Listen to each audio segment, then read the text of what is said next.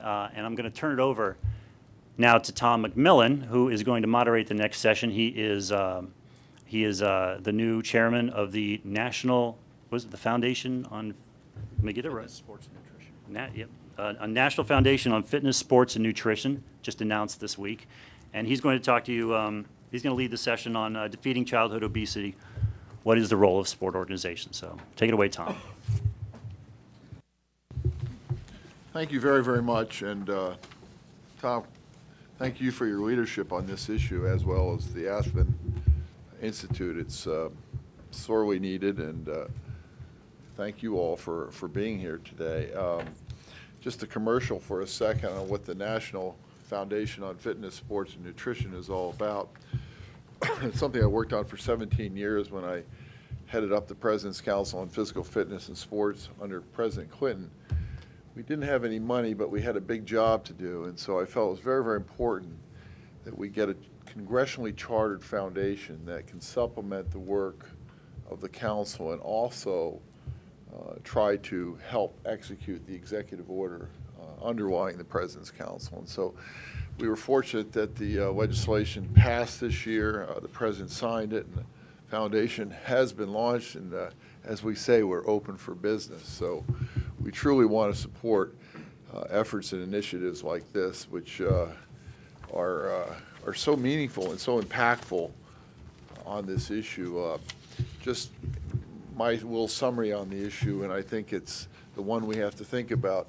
Tom talked about a pyramid there, and it would be great if that pyramid was right side up in America, but we're really the only nation of the world that has an upside down pyramid where there's very little at the bottom in terms of grassroots, but we have a lot at the top for elite athletes, whether we're building stadiums or the like. Somehow, through all of our work, we've got to figure out a way to flip that pyramid around so that we have a lot at the bottom and that it builds to the top, as Tom addressed. So what I'm going to moderate today is a session on childhood obesity and what role sports organizations play in that.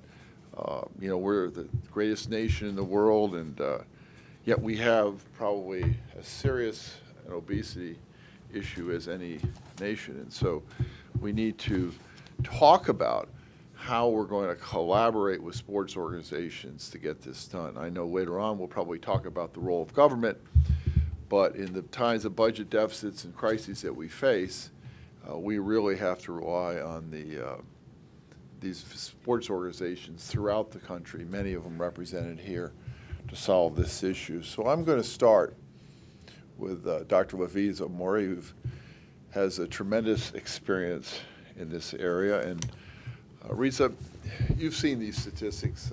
Tom points out the dismal statistics of 43% inactivity among young black women. When you see those kinds of numbers, what does it mean to you? And how do you think we need to address these very serious challenges? Well, Tom, first let me thank you and congratulate you for all your work on the foundation. That's really a stunning success. You know, when I see those numbers, the first thing I think is that even the best is not good enough. I mean, think about how far we are from 100% in everyone being active. And we know, as Tom pointed out, the tremendous benefits of being active. And then the second thing I think is, well, we know that if people have the ability to be active where they live, learn, work, and play, and I'm going to particularly emphasize for children where they learn, what a tremendous difference it would make. Tom also showed us some statistics about physical education in schools, and I think there's only one state in the nation that has mandatory PE every day for all kids K through 12, which is, you know, I'm hearing some of the gasps. I mean, it's just unbelievable. And that's where you learn the love of movement, and you also learn, you know, how to be effective in playing.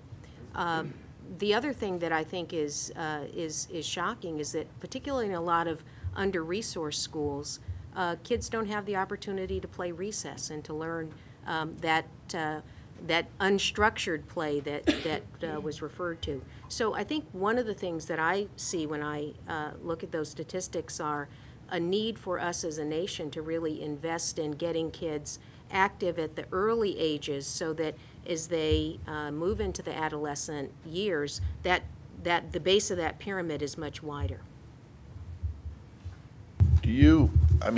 What do you think the role of sports organizations can play in solving this problem? I mean, how do we get that collaboration which you talk about so much? Well, I think, their sports organizations particularly are in every community.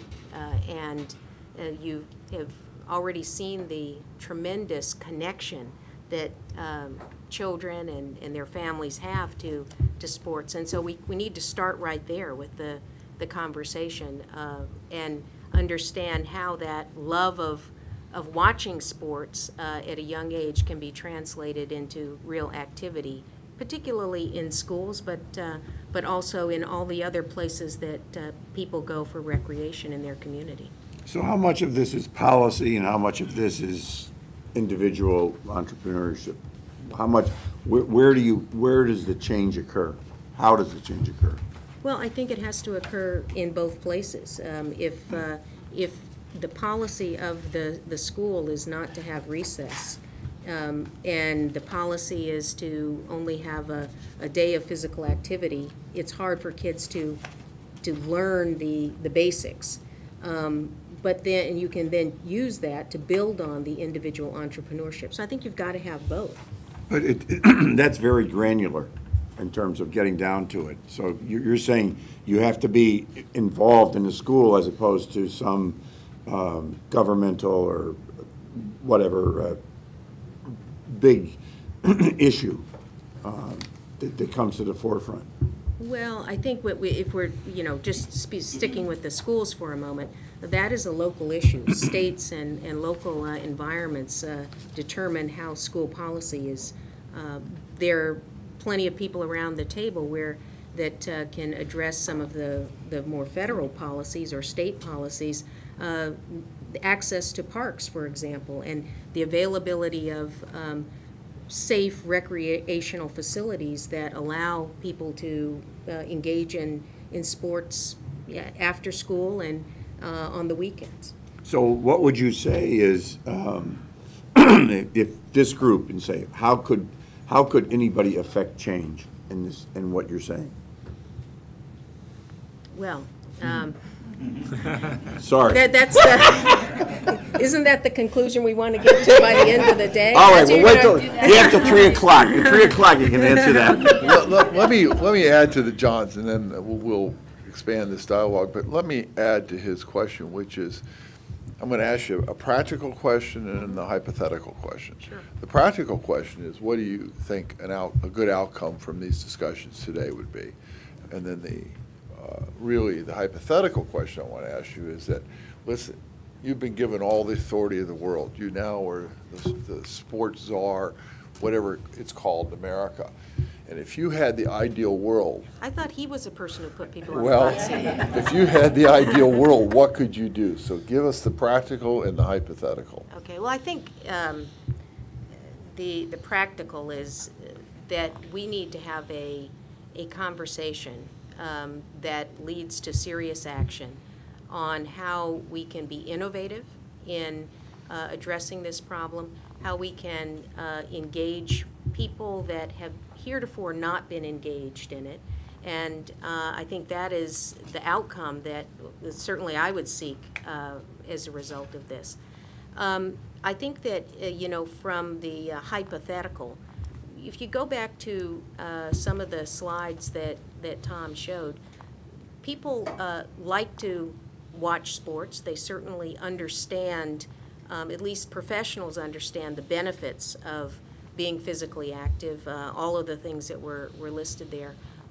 What we don't have are a myriad and an appropriate menu of activities that will engage people at different age groups, that engage both genders, that engage people of different physical abilities, and certainly people who have medical or other problems. And we need to develop a policy that allows that menu of physical activities that are fun and accessible and will therefore be able to be engaged by the people that need them the most. So that would be the hypothetical that I'd like to come out with, that menu. Turning to across the room, Craig. Yes. You grew up in the south side of Chicago, and you had an environment where you grew up where sports is part of your life. Now you're recruiting it off in those neighborhoods. You see, you know, the world has changed in those years. How has it changed, and in your eyes, because you've seen the before and after? Well, Tom, it has changed, and what I see when I'm out recruiting, people ask me, what's the difference between coaching at a place like Oregon State where I coach, which is a big BCS conference where more of the kids are using athletics to get to the pros, as opposed to coaching in the Ivy League where kids are using sports as not necessarily to get to the next level. And what I see and what's different now than when I was younger is that instead of having 1 or 2 kids who are aspiring to be a pro, I've got 13 scholarship kids who think they're pros. And I've got 13 sets of parents who think their kids are pros. And when I go out to recruit, I've got a myriad of families who think their kids are going to be Division I players. So the issue I see, and this is a great forum to kind of flesh this out, when I look at those slides and I see how many kids aren't even participating in sports, to me, the start is with an education process with the parents. Because what I found growing up is my parents were active and they used sports to get me to do everything else. Because we enjoyed sports and they got out and did things. What I don't see today are parents doing that. That's the one thing. The other thing that I see is there are a number of wonderful parents out there who love coaching their kids at those early formative ages. It would seem to me, and I can't profess to have, I'm not in coaching because I went through a sort of Morgan Stanley corporate training coaching program. I'm in coaching because I was fortunate enough to be coached by a lot of good coaches, starting with my dad and moving along to Coach Carrill and AAU coaches. There are some good ones, and I've worked for good coaches, but no one trains coaches. No one teaches coaches. And I think that's something that we at the end of today would be something that might be extraordinary to look at if we could train parents to coach, train coaches to coach. Craig, we went, ESPN went down to New Orleans after Katrina, and we had a session with students who were in the 7th, 8th, and 9th grades. And there were 15 students there. And we asked the question, we had a session with them about sports and their relationship. How many of them thought they would play in the NBA or NFL or MLB? And out of 15 students, 14 thought that they had a career in professional sports. Right. And it was just shocking to me. And I don't know that it's parenting, I don't know, single parent household, no parent household, wherever it comes from, but how do you get to those kids to, you know, to understand, and we tried to develop in this session how you could be associated with sports the rest of your life in some meaningful way, but how do you get to those kids where the parenting isn't there? That's when you fall back on guys like me or guys who are coaching. You know, you have to be brutally honest with the kids you coach, but it can't be when they get to high school. It has to start when they're younger. And I think we have a really hard time as parents telling our kids they can't be pros. crushing that dream is a hard thing to do to your own kid. I'm not saying that. What I'm saying is you have to be realistic. And for those underserved kids or underrepresented kids or kids with no parents or single parents, those, whoever the caregiver is, has to be educated.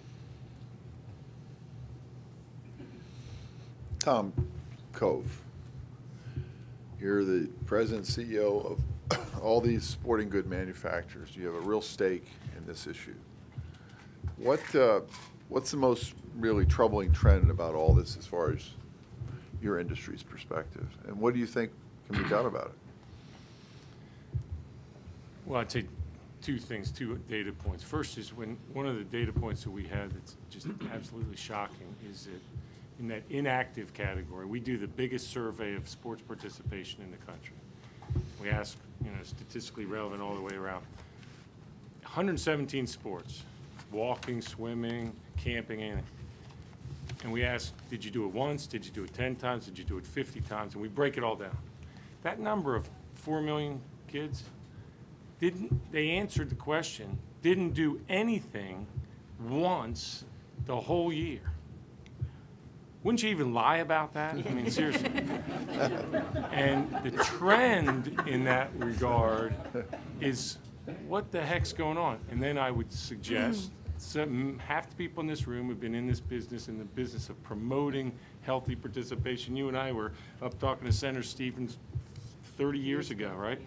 And in 1996, the Surgeon General's report on physical activity was supposed to be strikingly important and gather the forces and identify the reality that fitness and health and exercise is fundamental to the long-term well-being of this country.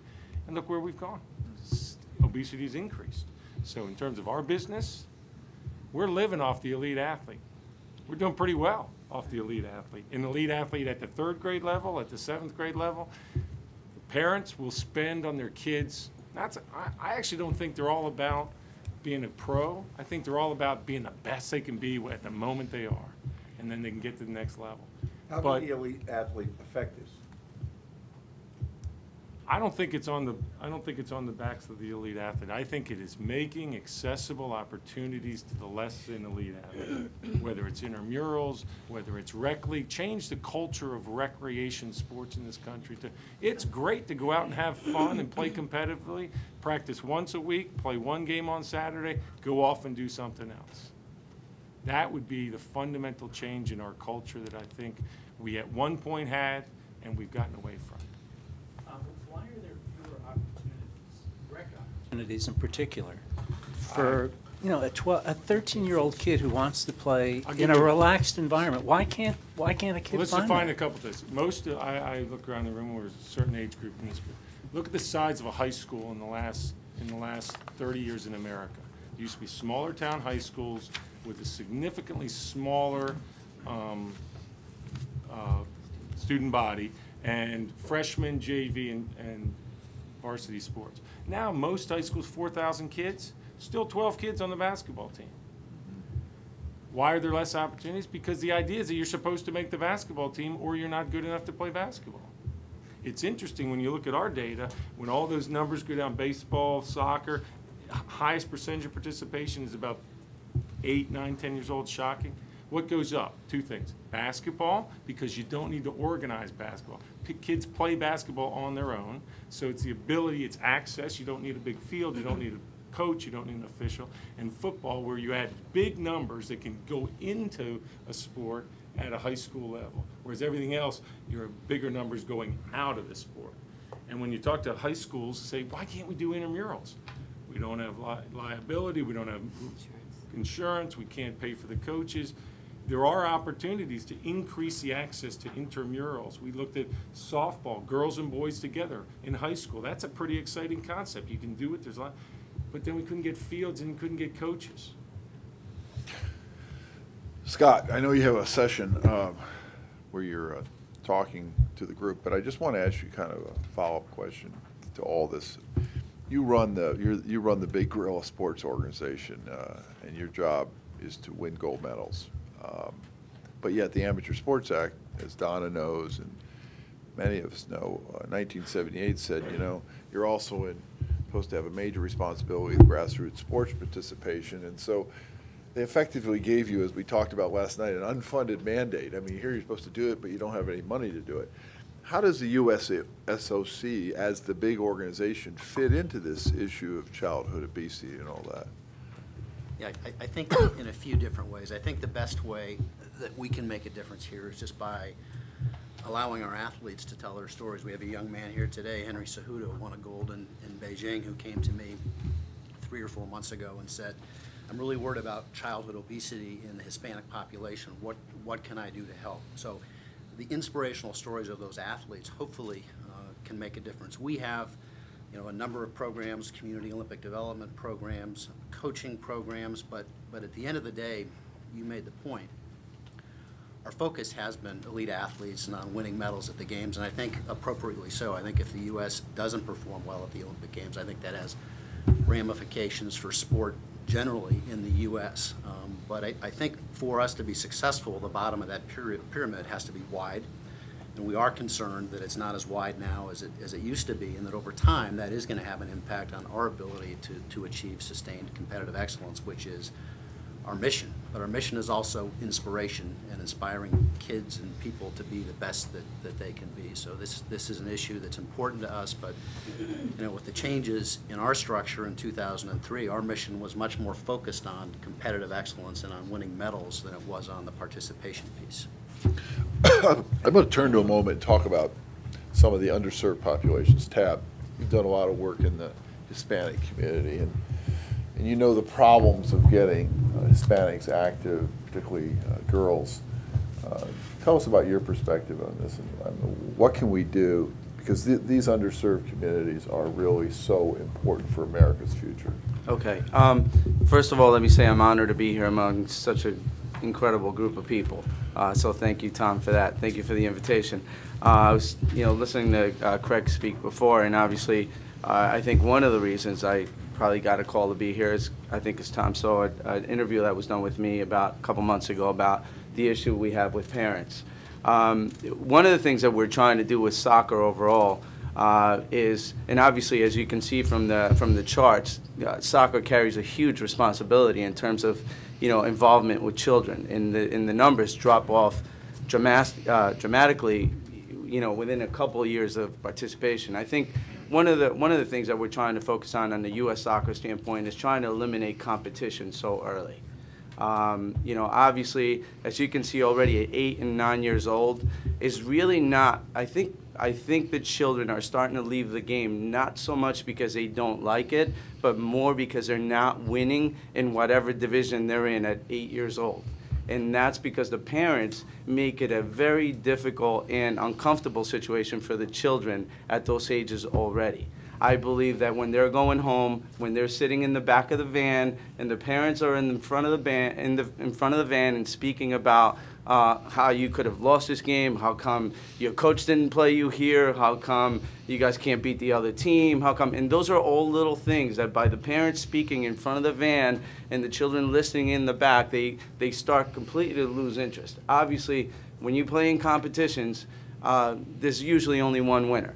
And there's usually only one team that wins, and we're leaving so many kids behind who are completely discouraged because they can't win something at 8 years old.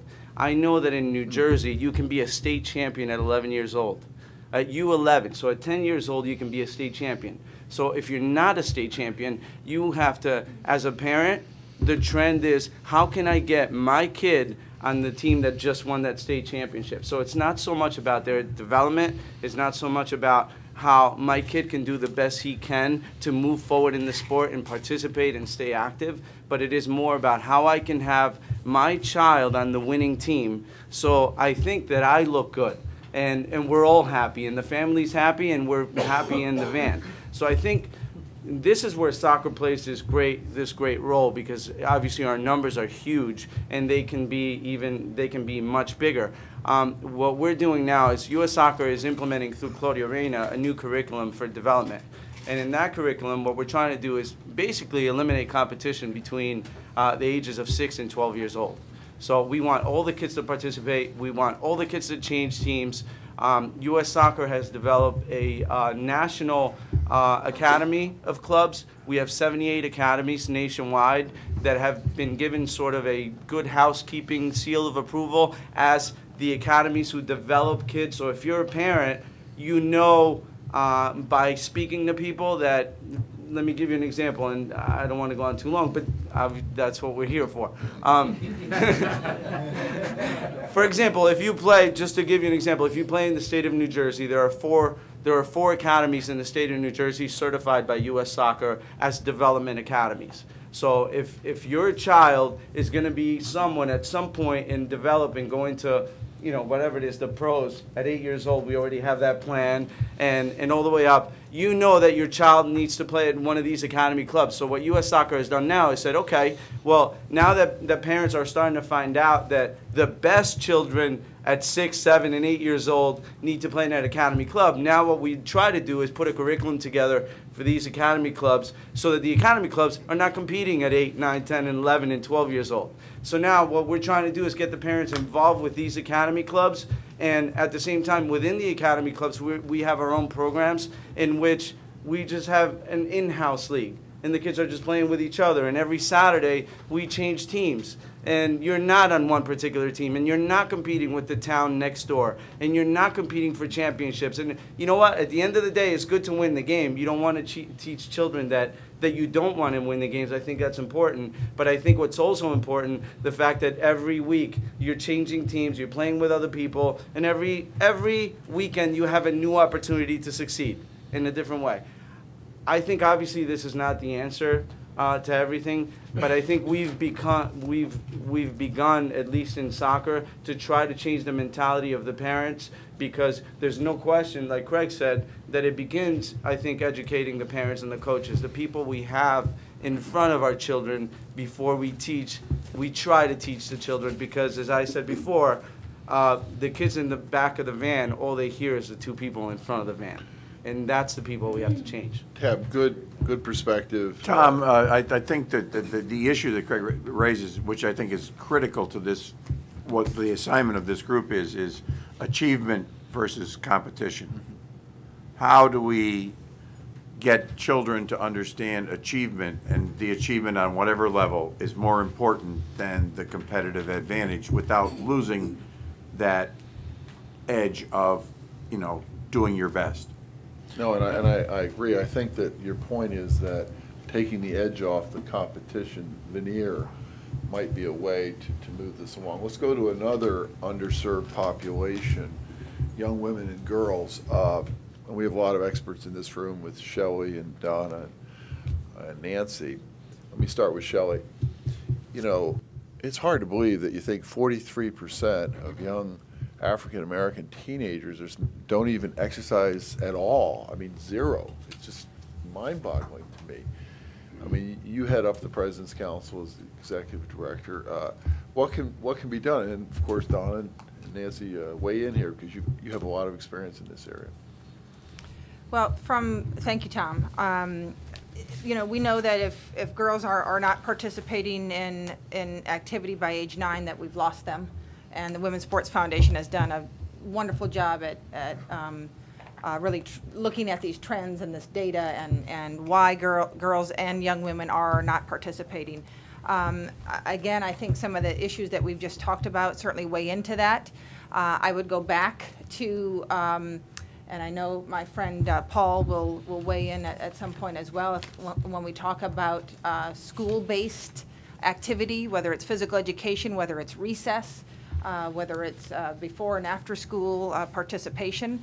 And I think, again, that is something that we have got to pay attention to. Bottom line is we've engineered physical activity out of our daily lives. Kids do not walk or bike to school anymore. We are building schools without gymnasiums. We are building them where kids cannot walk or bike to school. So if we look at environmental as well as policies that impact participation, whether girls or boys, we've got to weigh in. The physical education in this country, to me, is in dire straits. We are in absolute dire straits as it relates to physical education in this school, in this country. And there is no easy answer to it. As Risa said, it is local control. And what's amazing to me, what frustrates me, is that I know that supposedly, by one account, 80% of school decision makers, meaning superintendents, principals, school board members, they intellectually understand that kids who are physically active will perform better academically, have less disciplinary problems, more time on task, et cetera, less likely to drop out, all the things that Tom pointed out earlier. Intellectually, our decision makers who are making these decisions on whether kids have PE, whether they have recess, et cetera, they get it. But when we ask them to create change, meaning to have more physical education, to make sure we're not cutting out recess, they're not willing to make that change. So there's the disconnect. If 80% get it intellectually, but they're not willing to make the change,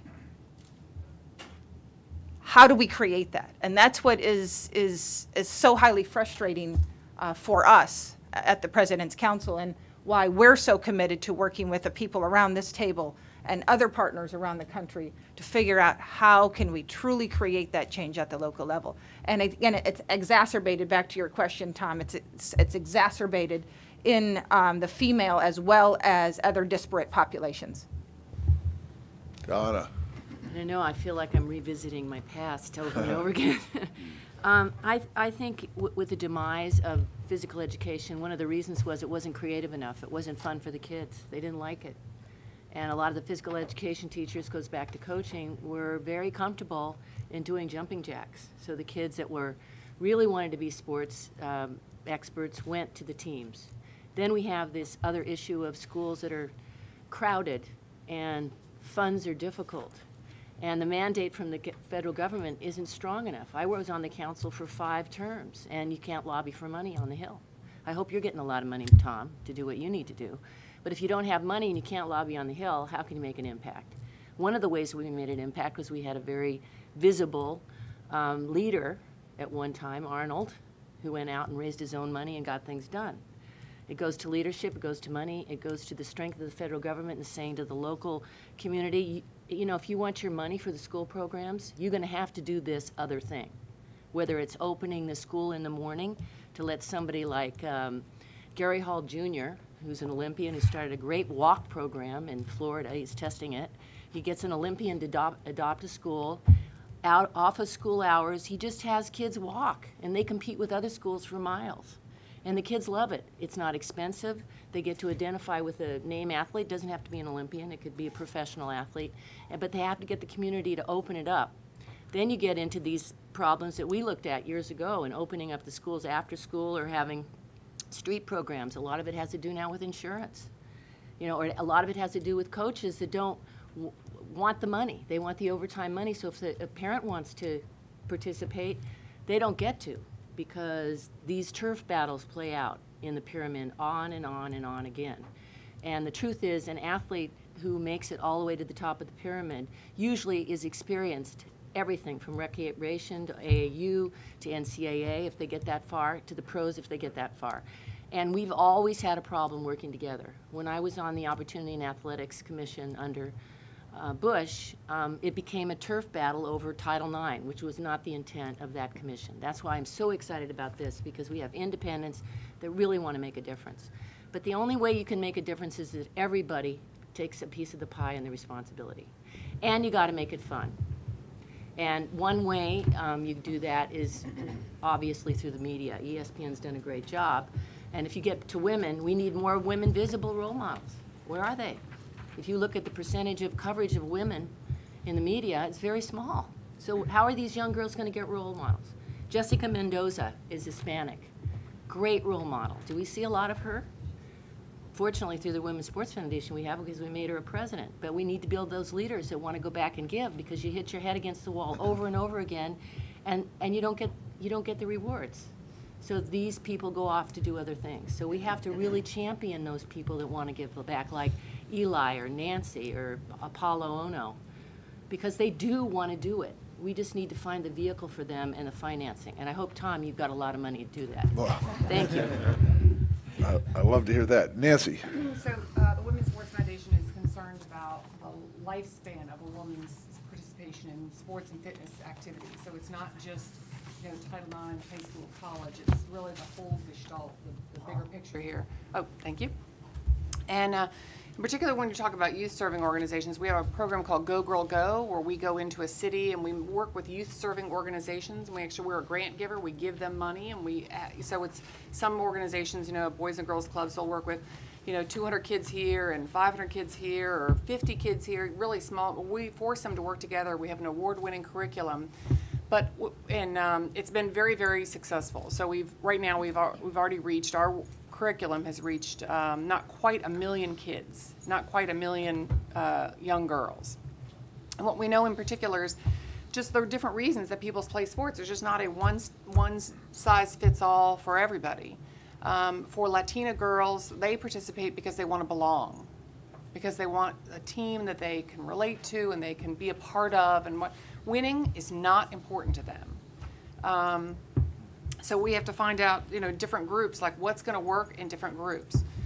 We know, particularly in the Latino and African American community, that sex segregation works because as girls go through puberty and they gain weight, and there's a lot of emphasis on the body, there's a lot of poking fun at the body.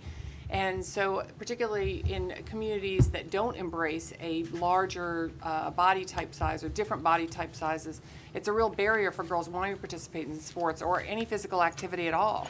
They just want to be covered up and, you know, not engage in a physical way with their own body. So our Go Girl Go program has been very, very successful.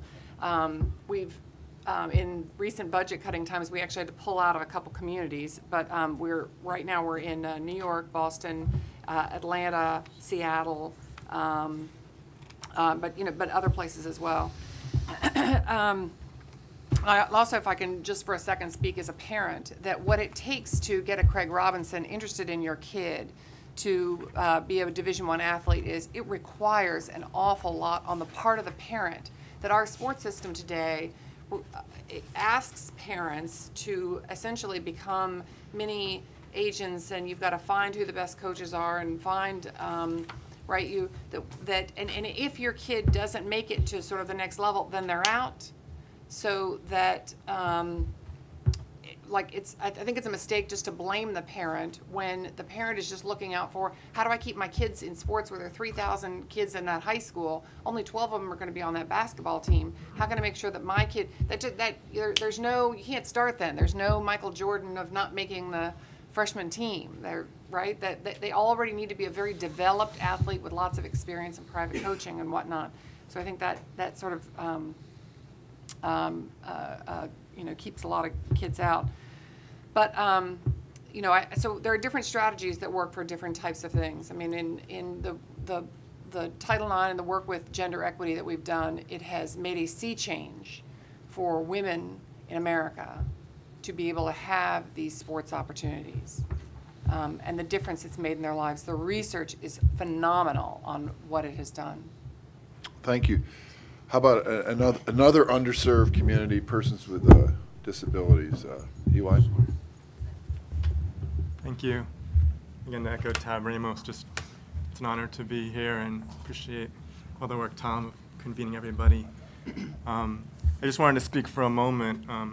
Oftentimes, sort of the invisible population, which oftentimes is the most at risk or at need, when you look at some of the data, is individuals with disabilities, particularly children with disabilities. And so I think part of it, within a sports context is sort of the oxymoron of sport and disability. So oftentimes it's sort of that assumption that if you have a disability, then you're out of the game and that you're on the sidelines, or, you know, there's no longer a place for persons with disabilities in the context of sport.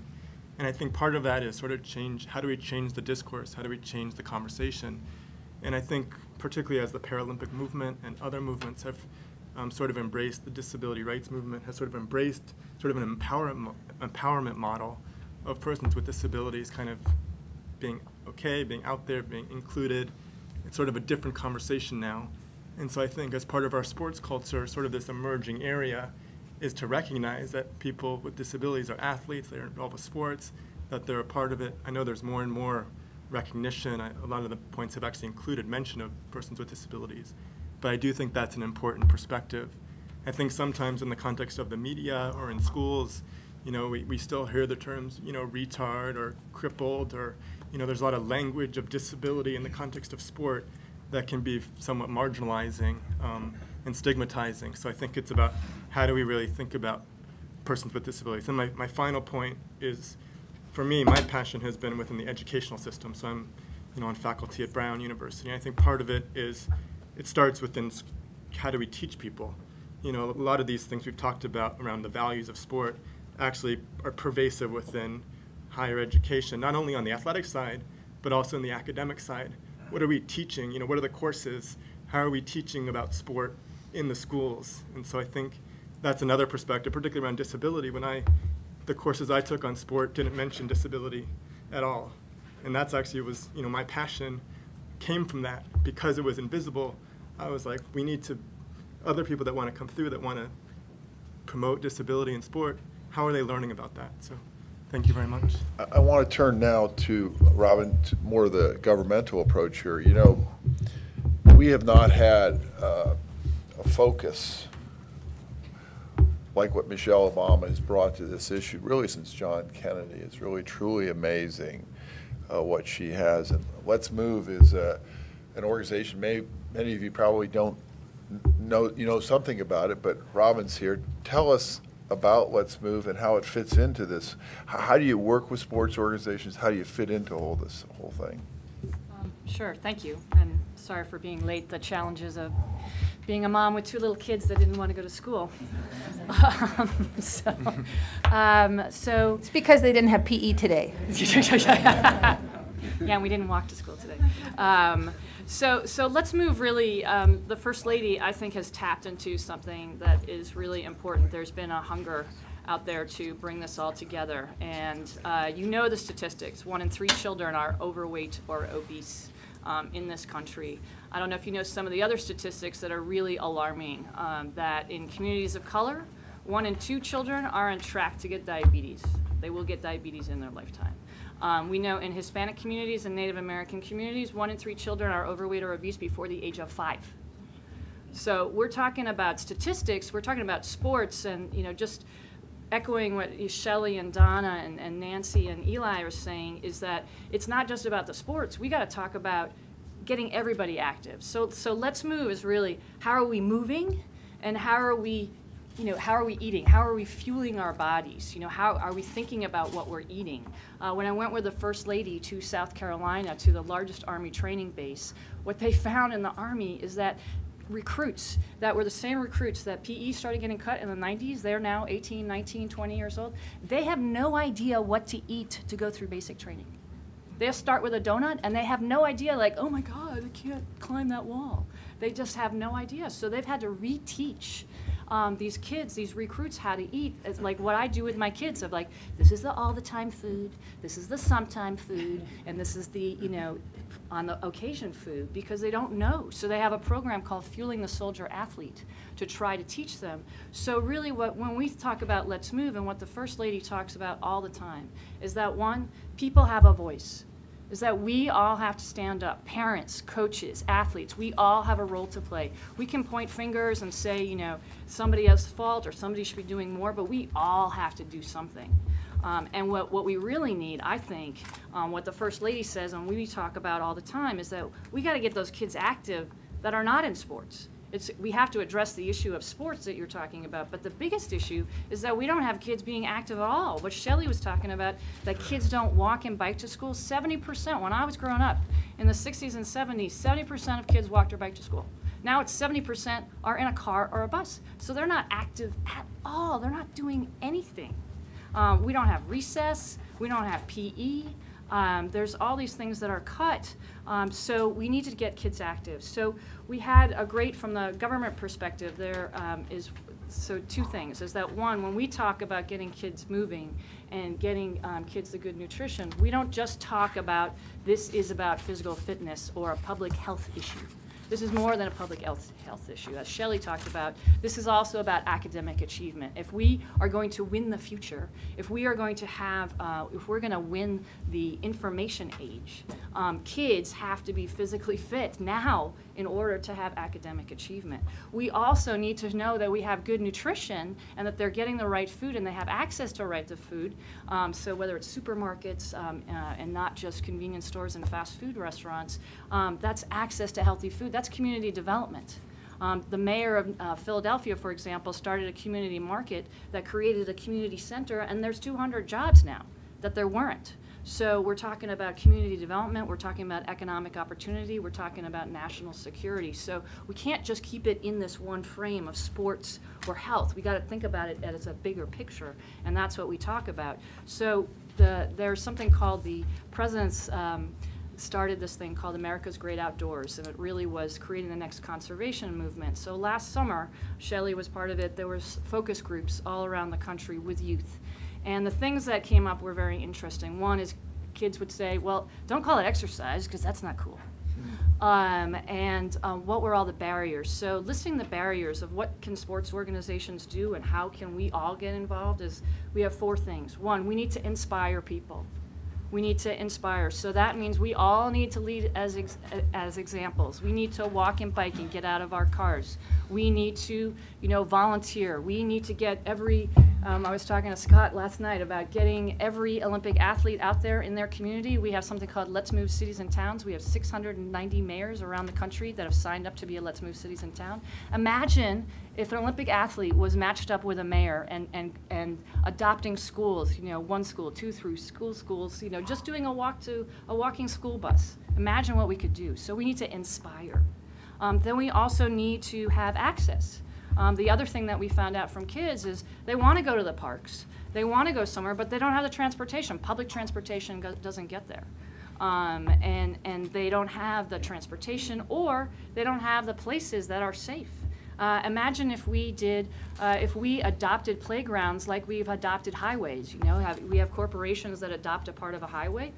Can we adopt playgrounds? Can we adopt football fields? Can we adopt so that different companies, whether they're in the sports arena or not, create a safe place? Then we need infrastructure. We need places for kids to go. So what sports organizations have done? We've been really lucky in the inspiration model that some of the big sports leagues like the National Football League and U.S. Tennis Association and the NBA have done great PSAs with the First Lady that they put on their networks, and hopefully that will inspire kids. But the thing that's most important in my mind is that they've actually committed to do something either in infrastructure or programming. So for example, the U.S. Tennis Association, they committed that they will build 3,000 tennis courts around this country. So 3,000 new tennis courts, that's infrastructure. That's something really big, that's tangible, that's something that you can touch. And then programming, that the NBA and the Major League Baseball, they're doing free clinics. The NHL, National Hockey League, are Try Hockey for Free month and doing free street hockey clinics. So I think every organization can do something so that kids can have access. And then we need to think about things more than just one day. We get approached by so many say, oh, we want to do an activation event at a Walmart where, introduce kids to rock climbing or tennis or whatever it is. But I can tell you as a parent, if I bring my kids there and they get excited about a sport and then there's no way for my kids to sign up to do it the next day, then I'm really frustrated as a parent, and then the kids are let down and they say, hey, forget it, I don't want to do this. So for us, we talk about if we can inspire our kids, if everybody can lead by example, and every single athlete can adopt a school or adopt a community or cross-collaborate, work with a YMCA, work with a Boys and Girls Club, work with a Department of Parks and Recs, and then lead by example, then we can make an impact to get those kids that are not active. Because to me, I think if you have a kid that's walking and biking or just doing something, some activity, they may not become part of the travel soccer team, but they may be biking for the rest of their life. And that's what we need. We need kids to be active because we're not going to solve this epidemic. I mean, this is an epidemic. I'll just leave you with one last thing. The city of San Antonio became a Let's Move Cities in Town. I asked them, why did you become a Let's Move Cities in Town? I said, well, Robin, very simple. We're the 7th largest city in the country. We have a 25% diabetes rate. It is killing our city. We have to do something. So I think all of us here at the table, we have a great leader in our First Lady, and then all of you are leaders in your own communities. We all can do something and cross-pollinate and cross-collaborate. We don't have to do it ourselves. So if you don't have the programming, match up with somebody else who does. If you don't have the infrastructure, match up with a park. They have the land. They have places for kids to go. So you provide the programming. You provide the athletes. There's lots of things to do. We just need to work together because that's the way to solve it. Tom, can I just build on that for a second? Sure, because absolutely. we're about ready to get into the summer season, and there are going to be a lot of kids that are looking for ways to be active. And if we can inspire them to be active for 6 or 8 weeks, we may have changed how they think about physical activity. And one of the things that the President's Council has is a PALA award that, I don't know how many of you have heard of it, but it's an award that gives an incentive to get active. And it basically says if you are active as a kid 60 minutes a day, 5 days a week, for 6 out of 8 weeks, you will get a prize from the President's Council. And it's very easy to sign up. I've seen personally how excited kids, boys and girls of all ages and stripes get when they see getting the potential of getting that presidential seal.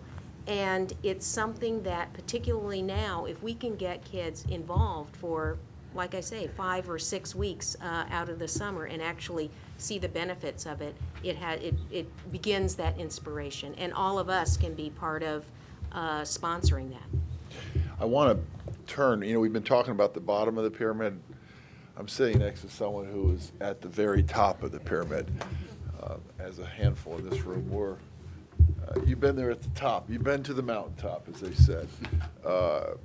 How do you see sports organizations in your life solving this problem? I mean, how do you look at it being the elite athlete that you were and are? Well, I think that I had the opportunity to grow up in the golden days as a kid in America, late 60s, when they had programs like Model Cities where you could go to the park and participate. Everything was free. I started out at 10, 11 years old, getting $1 from my mom and riding a bus down from Dayton to Cincinnati to run in a track meet where you pay 50 cents per event. That's how I got started in track and field. I came from an education family, which is very, very important. And like Craig said, education, sports was something that was a privilege in my family. I couldn't do intramurals, couldn't go out for any teams. None of that, because my dad had been a military officer. They were both educators, and they didn't play when it came to playing sports. It was a privilege and an opportunity, and we appreciated it. I've heard a lot of things today that are really fantastic points. I think Craig mentioned that the young kids today are growing up thinking that they're going to be the next NBA star. The parents are pushing them. I think there's a lot of influences on the kids today that I think sometimes we don't really think about. The influence when a kid wakes up in the morning, they're being just force-fed information on what to eat, what's good to eat, where to eat, what kind of clothes they're going to wear, what kind of gym shoes they're going to wear, what kind of behavior they're going to have, what kind of people that they look up to, whether it's a sports star or an academic or a parent, or whether it's a Britney Spears or a Lindsay Lohan or, God forbid, Charlie Sheen. But they get that kind of information every day, and it affects everything they do. I think there's a generation now of parents who kind of grew up between my generation and the generation now, whereas when physical education was cut back over the last 20 years, and it's been happening over the last 20 years, and we've been talking about it, Donna, we've been talking about that for years and years and years, watching what's been happening and knowing that it's going to be a catastrophe. So all this is happening. The parents are not pressing the kids into sports. The parents don't feel that the kids should even have gym. We used to have gym 3 days a week when I was in school with the white socks, white shoes, you know, bring your clean towels, don't forget it, and if you do forget it, then you report back after school the next day with everything and do the whole class anyway. So I appreciate those days. I think it's the education system. It's not just the physical education aspect of it from a point of view of obesity and activity, but the whole educational system is such that, what is it, about 50% in some areas of the country, less than 50% of kids are even finishing high school. So there's a lot of things broke. And if they're not going to school and don't have pride in school, only the ones that are involved in maybe being an elite athlete or going to the pros, those are going to be the kids who are going to be doing sports. But the rest are, it's very, very troubling, and it's been happening for quite a few years. The diet, my organization, Laureus, we did an obesity conference at our event in the Middle East, and we had experts from all over the world that came and talked about this issue, some very, very interesting people.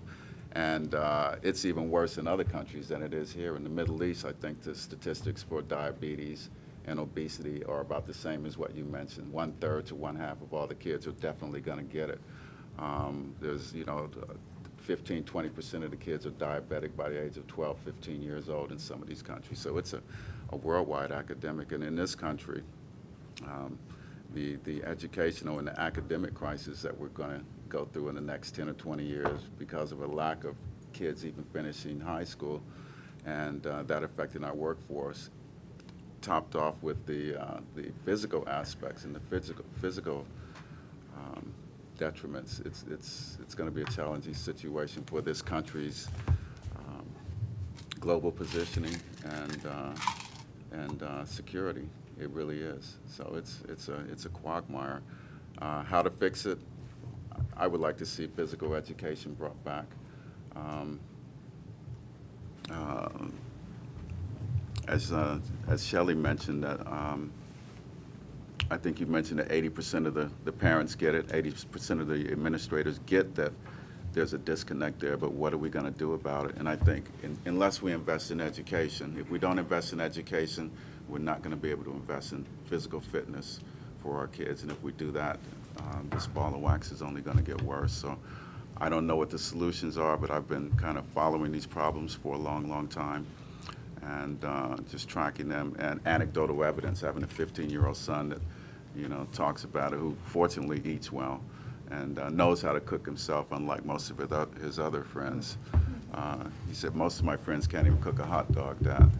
But you know, he learned from his dad how to cook. But it's we have to do something about the obesity and the physical fitness aspect of it, because all over the world, and I think you see it too, Donna, when we used to travel to Europe and France and Spain and Italy, these countries, you never saw large people. Now their kids look just like ours. In England, they're exactly like ours. And 25 years ago, you didn't see that. So it's a global problem all over the world. You see large, obese kids in France. Over there, you never saw that. In Italy, you definitely never saw large kids. They were mean and lean and ate the best food. So it's a definite global issue, and I think we have to do something in this country. Otherwise, we're going to have 2 generations from now a very unhealthy workforce. Before I wrap up, I want to ask John one question, but go ahead, Daryl. I just want to make the point and underscore Robin's point that if we think we have a problem now, we're not looking at the 2 to 5-year-old statistics, because those are even more alarming, and that's the pipeline to the 6 to 12-year-old. And Tom, to your point, you're right. Only 4 million parents said they weren't active, their kids weren't active because they did lie. The problem is bigger than what the statistics are telling us, and it's getting even bigger when you look at the 2 to 5-year-old statistics, which really isn't part of this discussion. I would advocate that part of the solution is the framing. And the framing when we talk about sports is that it's team-based, it's competitive, and that it's organized around physical activity, and that turns already overweight minority people off from the get-go. But we continue to talk about sports as part of the solution when it's shutting the folks that need it most down, when we should be talking about creative type of play. The second thing is, and I want to be political here for a little moment, because when you talk about what can we do, Virginia did the right thing. They organized from the grassroots up. They got a bill through both houses of the Congress, and recess and PE was going to be reinstated in that state, only to have the governor veto the bill. And when the state sponsor called me up and said, "Where in the hell is the cavalry?" Nobody else was there outside of the state to come in to say, "You're doing something wrong here." And the cavalry needs to come in and save these people when they finally step up and do the right thing. So although I think we've come a long way, sometimes we need to use the platform in a different way to lift up the things that are working to make them go further faster. Great points, and I'm sure we'll expand upon those. As we close this hour off, I wanted to ask John a question. You know, ESPN is the big sports media company, and you've grown into such prominence. But I was thinking about it. You don't really make money on Sunday afternoon when the kids are out playing and not watching television or with their parents. So you've got, and on the other side of that dichotomy, if they don't go out and play, then they're not going to become fans. And so what I'm interested in is, how does a big organization like yours deal with that dichotomy that, you know, if they're out there, you're not making money, but they won't become fans if they're not out there? All these things are very interesting. I mean, the biggest reason for ESPN's success is that it didn't make money for the first 12 years and lost hundreds of millions of dollars. So now that we make money every minute that we're on the air, people look at us and ask questions like this.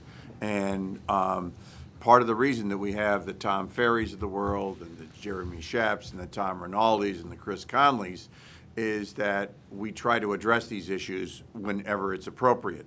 And trying to find the right, and this is the challenge for the media, I think, and Christine and anybody here with the media would understand that when there is issues that can raise, allow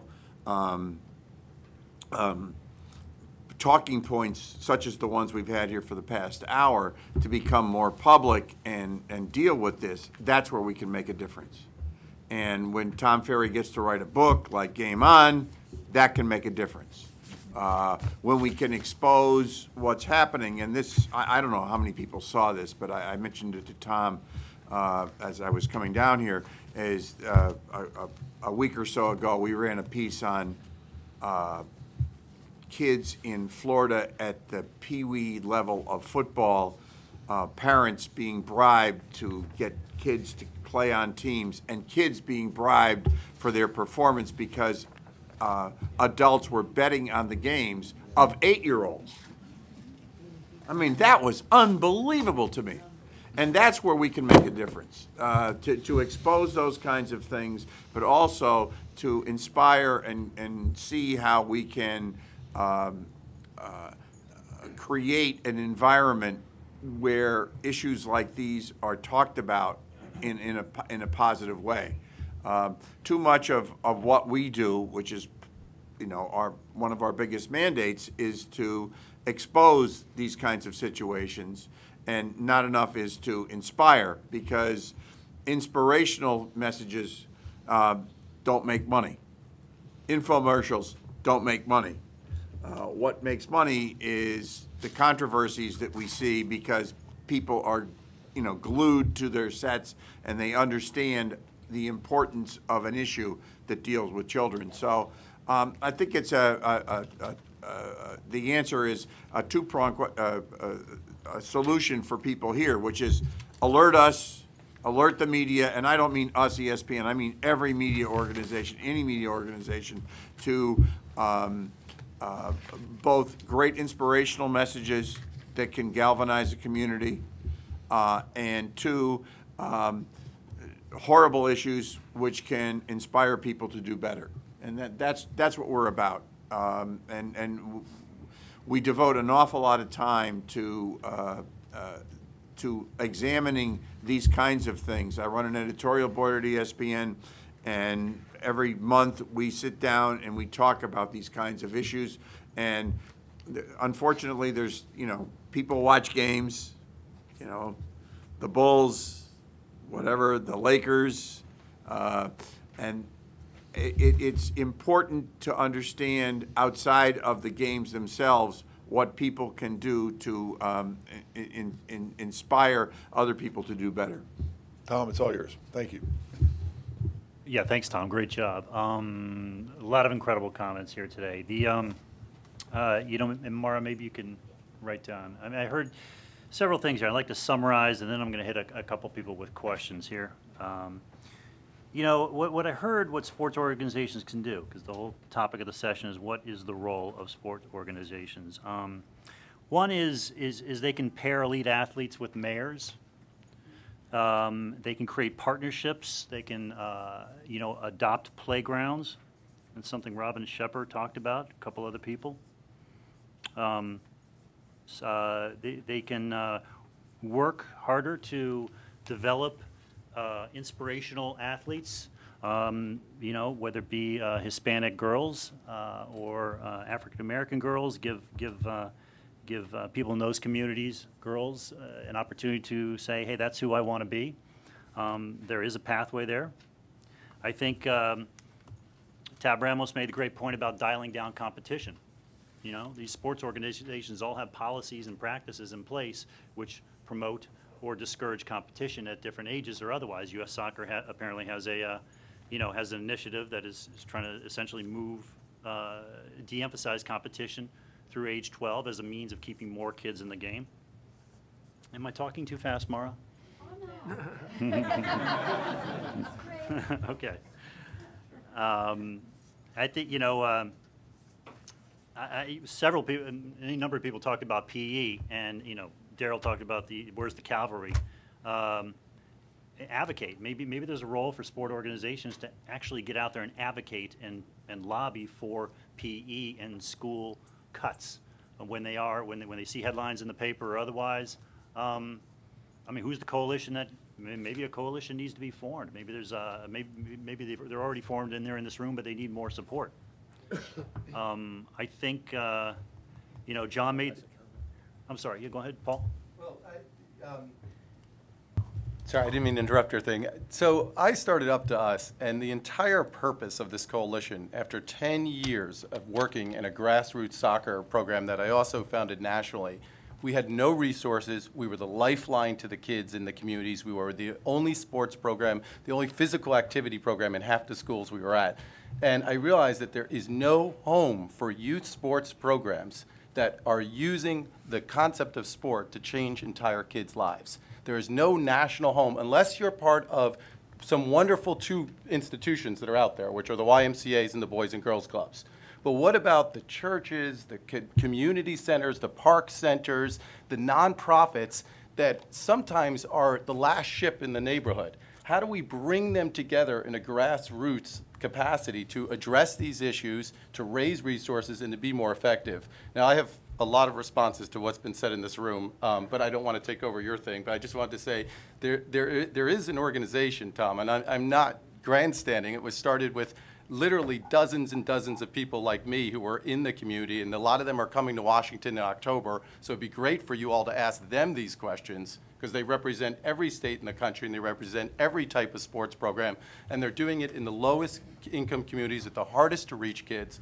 But I'll stop there and hold the rest of my comments for a little later. No, it's totally appreciated. I mean, one of the real values of today is we become more aware of organizations that are building coalitions. And frankly, new coalitions can be built by folks who are representing the organizations around this table. We know each other's issues now. We all have email addresses and phone numbers, and contacts are being made. I think there's going to be some great partnerships and relationships that flow from it.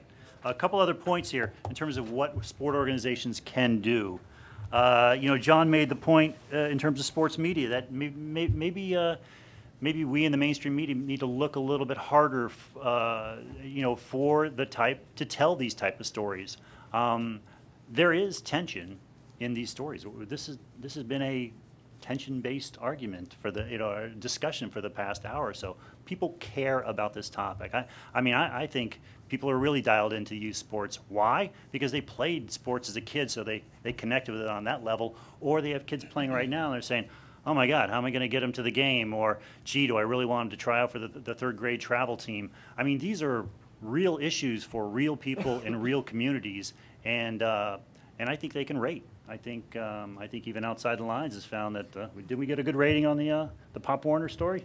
It's amazing how much the ratings increase with really well-told stories. Not just Outside the Lines, E60, but we did our 30 for 30 documentaries, and but at the end of the 30 for 30 series, we were averaging 3 million people watching those stories. And they were great stories. I mean, really great stories. For none of you, if anybody who hasn't seen them, give me your card. I'll send you a box set of them. Tom, one correction. That was not a Pop Warner program. What's that? That story about the gambling. Oh, you know what? I'm so glad you said that. You're right. It was not. In fact, it was. You're right. It was sent to me by a league president saying that's why we will not accept programs from that organization. You're right. I apologize for that. You know, it's like Xerox, or it's one of these, you know, you get that issue where if it's youth football, people call it Pop Warner. And Daryl made the great point about maybe we need to work hard to celebrate free play, for instance, you know, and unstructured play. It's not something in the media we even talk about. I mean, maybe there's a great documentary to be done on just you know, pick up soccer, just free play in this country and how it's developed athletes. And I don't know. I mean, there just needs to be more of an appreciation by all the groups. I mean, these are organizations, and organizations organize, right? So how do you begin to organize in a manner that promotes free play? It would seem to be a contrast to what our goal is, but I think U.S. Soccer has come to recognize that. It's in their best practices document. They say, look, turn the game over to the kids, right? It's just, you know, give them a few instructions, encourage them to innovate, and then turn the practice over to them, because the game is your best teacher. So those are some of the points we made, and I think it's great progress, really, where we're getting up on the board here. Yeah. I'd like to add something to this to that list, and that is, I think that sports organizations have to invest more in underserved communities. The reality is that we can advocate about and inspire, but the reality is the lack of play spaces in those communities, the lack of safe play spaces. Parents don't want their children to just go out and run in the streets like I did when I was a kid. They're afraid. They don't want their children out unless they're going someplace that there is organized and some adult supervision.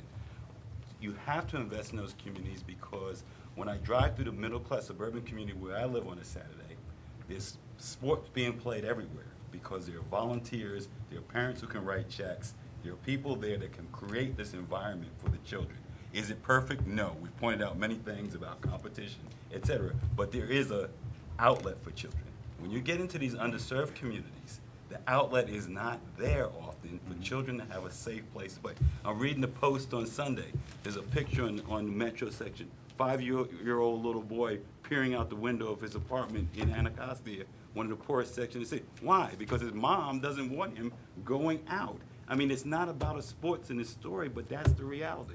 And so we have to invest, you know, in these communities to provide ongoing programming, not events, not clinics, not one-time events. Somebody drives by and says, hey, get active, kids. Right. You have to provide the ongoing programming that's in those communities, and that requires an investment by organizations like the U.S. Soccer Foundation and other sports organizations in those communities to reach those children. Right. Let me ask you, I'd like to ask Risa a question. What happens if we don't get more kids active? I mean, has the Robert Wood Johnson Foundation tallied up, you know, the financial consequences, the social consequences? I mean, what happens if sport organizations and other organizations don't begin to create a plan? Well, let me, the consequences are devastating. We currently spend about $147 billion a year related to obesity. With the rates of obesity going up, that could double or triple in the next 2 decades. But that's not the real issue. You know, we talked about kids getting diabetes, getting asthma, getting heart disease and hypertension in their 20s, and what that translates into are getting all the adult consequences of that when you're very young and dying earlier. And it's a fact that if we don't turn this around, we're likely to have a generation who die sooner and live sicker than their parents' generation. And at a time when we're investing so much in healthcare and we have so much medical technology, that is just unacceptable. Mm-hmm. We're going to take a break here in about 1 minute, but I want to ask the last question to Craig. Actually, I want you to tell us a story about the value of sport. Tell me about the role that pickup basketball played in the formation of the current first family. No, everyone knows that story. Does everybody know that story? Well, raise your hand. I want to hear it again. I want to hear it again. Yeah. For those of you who haven't heard this story, my father, who was actually handicapped, he had MS, and was able to provide a good sports background for us. Even with MS, he swam and he came home from work and he played all kinds of sports for us. He would pontificate on how, and this was when I was younger and I didn't know anything about character in sports. I just knew I liked to participate. And he would pop off about how you could tell a guy's character by how he plays pickup basketball. And I said, well, how do you do that? And he says, well, you know, you look at certain things he's doing. You could tell if a guy was selfish or unselfish, if he was a team player. You could tell if he was lazy. You could tell if he was greedy. So my sister grew up in my same household hearing this, and, you know, she had met her boyfriend, who is now currently the President of the United States, and brought him around to visit us. And initially, we thought he was going to last about 2 months, which is all her relationships lasted.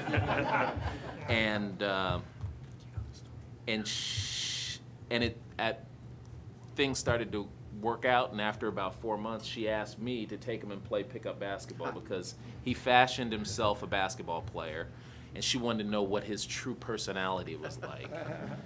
Now, most of you would think that a brother would jump at that. I didn't. I felt uncomfortable because I knew I was going to be the reason that she was going to fire him. And I thought he was a nice guy. I mean, here you had this guy who was from a completely different background than ours was, but we had the very same values. So I agreed, and I put together a group of players that I knew, and they were all former college players or pros or, you know, a couple of high school players there. And I took them to play. And what I found out about him was that he was a pretty decent player, but what I realized about his character was that he was extremely unselfish, very high integrity. You know, pickup basketball as a game, as someone mentioned earlier, you don't have any officials, you don't have any parents, you have to regulate it yourself. So calling calls is an integrity thing. So if a guy calls a call that's bogus, you call him out on it. And he was one of these guys who gave up the call. Like if he knew he traveled, he told you he traveled. If he knew he committed a foul, he would tell you that. But the best thing about him was that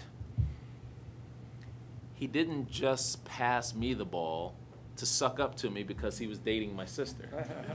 Now that was important to me because he should have done that. And as it turned out, you know, they ended up being the president and the first lady. Now, you guys have to be tired of hearing that story because I've told it a million times. But thanks, Tom. I'm going to tell it again. All right, we're going to take a